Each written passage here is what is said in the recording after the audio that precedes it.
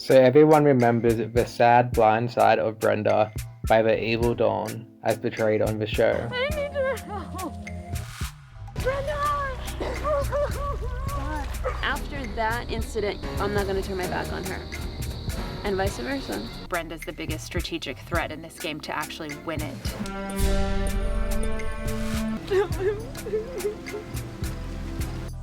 However, Sherry's 2013 interview paints an entirely new angle on what went down and doesn't portray Brenda as the innocent fallen angel. You guys don't see that part of Brenda. Sweet Brenda, wholesome Brenda. This all goes back to Brenda's early game, her relationship with Sherry, and how it unfolds right at the end. Unfortunately, Brenda was basically non-existent in the edit until her relationship with Dawn became a significant story, so we don't really see any of it. Brenda was originally on the outs of the Favourite Alliance, after voting incorrectly for Andrea at the first Francesca vote. They might want to keep the 6 tight and then me, Eric, and Brandon go first, obviously. When the swap finally arrived, Brenda saw new life for herself and immediately approached Sherry about flipping to take out Malcolm and Andrea, and eventually the other favourites. Interestingly, in the scene where Sherry talks to Andrea and Brenda about not liking Reynolds and Eddie, Reynolds played his immunity idol at tribal council. Okay. But I think he is out looking for it. Yeah. Sherry spilled the beans of the whole tribe to Brenda and I. she had actually already discussed these other plans with Brenda. At the swap, it's Andrea and Brenda, and that's when it shows me spilling the beans, right? Yes, I'm telling the girls everything, right? Well, I'm telling the girls everything because Brenda's told me, which they don't show. She's at the bottom of her alliance. She has nothing. She's looking for something. She wants to mix this game up. Of course, this new swaps tribe never actually goes to tribal, so nothing happens and it doesn't end up making the show. Why have interesting strategy like this shown where we're going to have moments like this instead? Ready? Go. Put my hand down.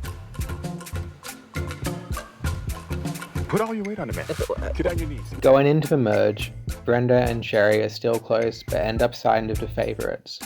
Likely because Corinne's genius target at the merge are both Brenda and Sherry, even though they were the ones willing to flip and take out the favourites. My desperation here is to convince the favorites to all vote together, take out either Brenda or Sherry. I really don't care. Corinne eventually approaches Dawn instead, and we all know how that went. 9th person voted out of Survivor fans versus favorites. Corinne, need to bring me your torch. So as the game goes along, there's an agreement between Brenda and Sherry that it would be them and Eric in the end. None of this is shown in the edit, as pointed out by Sherry. Dawn loses her teeth, and then Brenda runs to her rescue.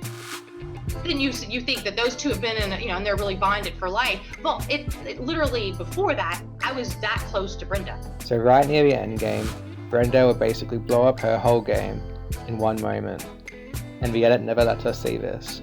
After Teethgate, Brenda decides she is closer to Dawn, and then tells Sherry that she now wants to go to the end with Dawn and Eric, but will give Sherry 4th or 5th place instead. She just told me I could be 4th or 5th. Okay, she's done. That's it. Her game's over. It's at this point where Sherry goes to Cochrane and they discuss voting out Brenda. Can I guess what this scenario is going to be? Sure. Blindside Brenda tonight. Yeah. Because she would never see it coming. I was already there. This is the moment that gets the ball rolling to take Brenda out. Brenda is caught double dealing and making deals of too many people. Everybody is looking to Brenda as a saint, and you just couldn't do anything to her right now. This completely does not align with the story that is being portrayed during the season, and shows how far the show went to manipulate Brenda's narrative. You told me to be humble, and I've been being so humble because of you. I think of you every second, every second.